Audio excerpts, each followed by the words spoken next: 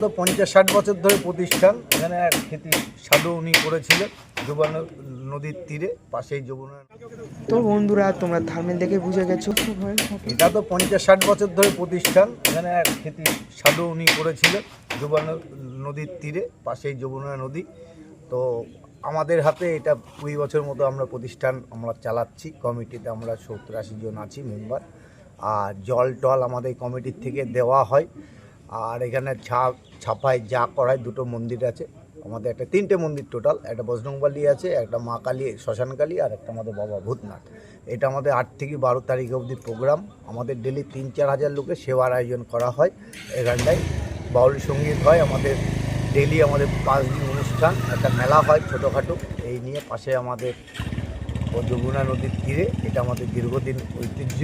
হিলিবাসী বা আমাদের এখানে হিলি গ্রামবাসী খুব সুন্দর পরিবেশ। আপনাদের নিমন্ত্রণ রইল আমাদের হিলি ভূতনাথ শ্মশান থেকে। আপনাদের সবাই আসবেন, আমাদের সহযোগিতা করবেন, ঠিক আছে? বলে দিয়েছে কাকুকে অনেক অনেক ধন্যবাদ। তো গাইস ভিডিওটা কেমন লেগেছে লাইক কমেন্ট শেয়ার করে